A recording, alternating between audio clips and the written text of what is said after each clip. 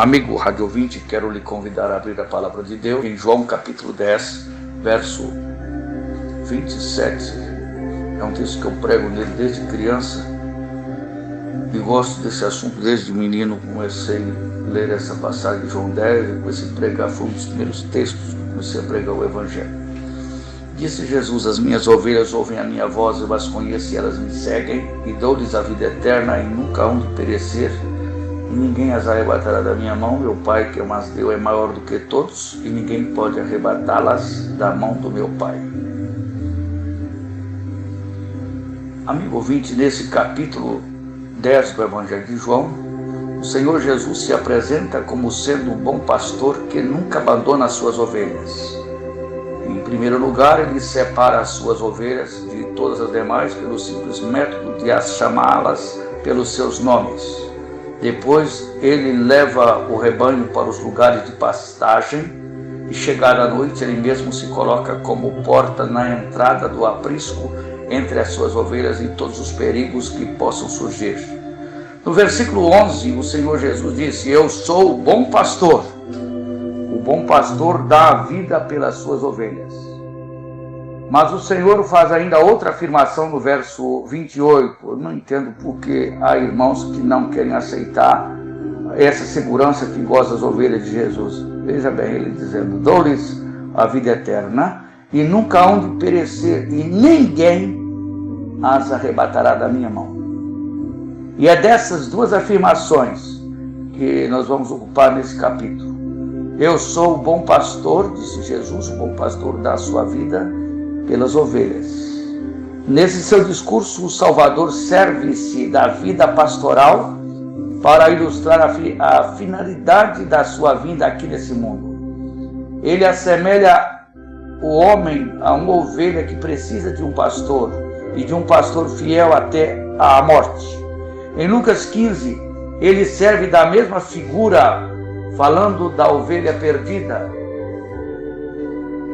O pastor, tendo 100 ovelhas e perdendo uma, não descansou enquanto não buscou a perdida até a encontrar.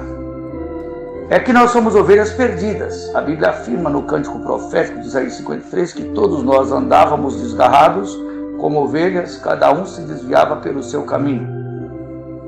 Lá no Oriente, à noitinha, quando as ovelhas entram no aprisco, o pastor coloca a porta observando cada ovelha que entra, verificando o estado delas e ao mesmo tempo contando-as. Se faltar algum, o pastor deixa as outras entregues ao cuidado de algum colega enquanto ele vai atrás da perdida até a encontrar. E achando-a, a põe gostoso sobre os seus ombros, e chegando a casa convoca os vizinhos e amigos dizendo: alegrai-vos comigo, porque já achei a minha ovelha perdida. O Senhor Jesus diz-nos o seguinte: eu sou o bom pastor e vós sois as ovelhas perdidas. O pastor do Oriente, notando a falta de alguma das suas ovelhas, vai em busca dela, pronto a enfrentar o leão ou o lobo e até dar a sua vida por ela, se for necessário. E do mesmo modo, o Senhor Jesus veio a esse mundo procurando suas ovelhas perdidas, e ele deu a sua vida para nos salvar. Para procurar e salvar o pecador perdido, era preciso que o Filho de Deus nascesse aqui como homem, pois só fazendo-se homem é que ele poderia morrer pelos homens. Em primeiro lugar, como Deus, era-lhes impossível morrer, como Deus não tinha como, pois ele é a fonte de toda a vida. Só um homem podia morrer em lugar de outros homens. Para poder ser o nosso substituto e morrer em nosso lugar pelos nossos pecados, ele teve que se encarnar, teve de nascer de uma mulher, como diz Gálatas 4:4. Assim como nós nascemos de uma mulher, ele nasceu de uma mulher. Vindo à plenitude dos tempos, Deus enviou seu Filho, nascido de mulher, nascido sob a lei, etc. Então, em Filipenses 2, nós lemos acerca da gnosis. Sendo em forma de Deus, não teve por usurpação ser igual a Deus, mas aniquilou-se a si mesmo, tomando a forma de servo, fazendo-se semelhante aos homens, e achado na forma de homem, humilhou-se a si mesmo, sendo obediente até a morte de cruz. E no capítulo 53 de Isaías diz: ele foi ferido pelas nossas transgressões e moído pelas nossas iniquidades. E o castigo que nos traz a paz estava sobre ele, e pelas suas pisaduras fomos sarados. Todos nós andávamos desgarrados como ovelhas, já citei esse texto, vou tornar a repetir a dose. Cada um se desviava pelo seu caminho, mas o Senhor fez cair sobre ele a iniquidade de nós todos. Assim, amigo ouvinte, o Senhor Jesus, no seu papel de bom pastor, deu a sua vida pelas ovelhas. Ele comprou a nossa salvação com o seu precioso sangue. Dou-lhes a vida eterna, e nunca hão de perecer, e ninguém as arrebatará da minha mão. Benditas palavras são essas, não é verdade? E tem crente pregando que o verdadeiro crente pode perder a salvação. Só na cabeça de quem não conhece a Bíblia. Ainda mais que filho nunca deixa de ser filho, filho é sempre filho. Mesmo que ele torne um bandido perigoso, como o Fernandinho Beiramar, ele torna filho de uma genitora que era aqui de Mantena. Sua mãe era de Mantena. Essa mulher acho que é viva até hoje. Elas nos dão a certeza da vida eterna, essas palavras aqui do verso 27 e 28. O Senhor Jesus nos promete dizendo: eu lhes dou a vida eterna. Quando é que ele dá esta vida eterna? Será que ele só nos dá a vida eterna depois que morrermos? Não. Ele nos dá a vida eterna agora. Dou-lhes. Note que o verbo dar está no presente do indicativo. Dou-lhes a vida eterna. E emprega o tempo presente do indicativo, conforme já frisamos. Não é darei, ou hei de dar, ou ainda talvez desse, ou então poderia haver dúvida, né, nesse caso. Mas não. Ele emprega o tempo presente. Dou-lhes a vida eterna e ninguém as arrebatará da minha mão. O Senhor Jesus comprou a vida eterna com o seu precioso sangue. E agora ele nos diz: dou-lhes a vida eterna. Ele dá a vida eterna agora para quem quiser. Quem quiser, venha. Quero ver quem passa a borracha nesse texto. Aquele que quiser, venha e beba de graça da água da vida. Quem é que recebe essa dádiva da vida eterna? É quem é que pode chegar ao céu? Todo e qualquer pecador que humildemente reconhece que é pecador, arrepende dos seus pecados e confessa o Senhor Jesus como seu Salvador e torna-se ovelha de Cristo. Achei interessante o Paulo Lages, numa entrevista no Veja o Sol, querendo convencer o Gabriel de Oliveira Porto, que é o melhor ensinador evangélico que eu conheço no Brasil, querendo virar a cabeça do irmão Gabriel de Oliveira Porto na questão de ovelha, que o indivíduo não torna ovelha se não for lá na eternidade escolhido para ser ovelha. Não é verdade.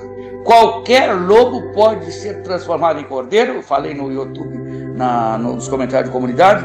Qualquer bode pode tornar ovelha, qualquer ímpio pode tornar justo, qualquer impuro pode tornar santo, qualquer morto pode tornar vivo, e qualquer camarada já no inferno pode ir para o céu, desde que ele tenha tempo de fazer como o ladrão da cruz: lembra-te de mim quando entrar no teu reino, hoje estarás comigo no paraíso. Sabe quando eu vou mudar esse pensamento?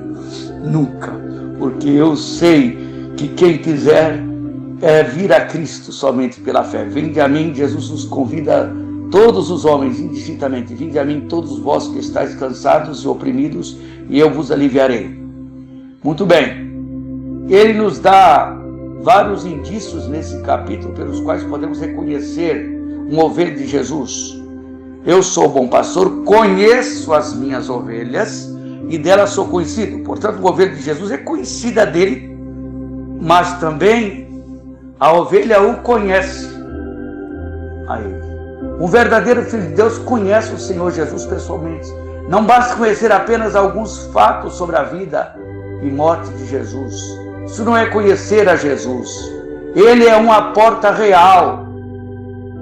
Nós o conhecemos intimamente, falamos com ele, contando-lhe todas as nossas dificuldades e todas as nossas aspirações, e ele responde sempre. Esse é um dos indícios de um verdadeiro crente no Senhor Jesus Cristo. Conheces tu, amigo ouvinte, o Senhor Jesus dessa maneira? Ele diz: conheço as minhas ovelhas e delas sou conhecido. Meu tempo está acabando, mas ainda tem um tempinho aqui. Por milagre eu posso falar mais um pouquinho acerca desse palpitante assunto.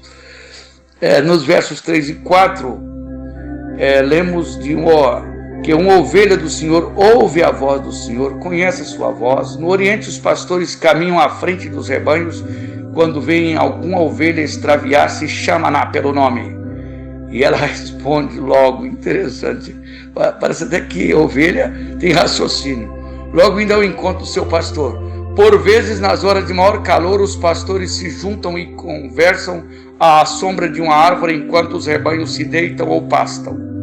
Depois, à tardinha, os pastores se põem em pé e cada um chama as suas ovelhas pelo nome e cada um vai após o seu pastor e diz: as ovelhas o seguem porque conhecem a voz do seu pastor.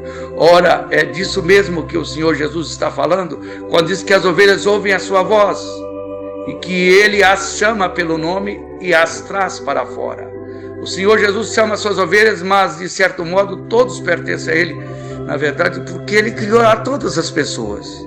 Desse modo o Senhor Jesus chama a todos, querendo que todos o sigam. Que ensino maravilhoso! Onde eu aprendi isso?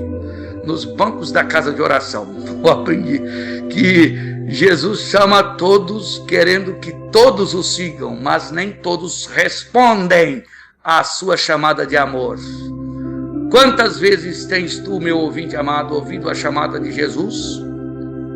Tu andas misturado com as ovelhas de outro pastor, mas o Senhor Jesus te chama eternamente dizendo: vinde a mim, confiai em mim. E aquele que vem a mim, de maneira nenhuma, e de maneira nenhuma diz o irmão José Bochá, que de maneira nenhuma significa de maneira nenhuma mesmo, ele não tem conversa. Para seres uma ovelha de Jesus, é preciso de responder à chamada dele. As suas ovelhas o seguem porque conhecem a sua voz, mas de modo nenhum seguirão o estranho. Esse texto aqui, eu quero ver quem passa a borracha nele, hein? Quem não crê na segurança eterna do verdadeiro crente. Ninguém as arrebatará da mão do meu Pai. Ninguém pode arrebatar. Então, não depende da minha força, mas da força do Pai. A minha salvação não depende, portanto, da minha habilidade e capacidade de ser fiel até o fim. Nossa, isso aí é um tapa de luva em minha face para quem não crê assim. Note bem, vou repetir a dose. A minha salvação, vou colocar em letras maiúsculas, bem grandes, bem gigantes. A minha salvação não depende, portanto, da minha habilidade e capacidade de ser fiel até o fim ou de me conservar nos caminhos do Senhor. Depende, sim, da capacidade de Deus de defender-me de todos os perigos e tentações que possam surgir durante minha peregrinação nesse mundo. Eu estou na mão de Deus, e o apóstolo Judas diz que ele é poderoso para me guardar de tropeçar e de apresentar-me irrepreensível com alegria perante sua glória. Que assunto maravilhoso! Deus me deu essa mensagem hoje à tarde. Eu estou passando para os ouvintes e vai para o YouTube, e logo à noite está já disponível no YouTube. Que Deus, por sua graça, lhe abençoe rica e abundantemente. Amém.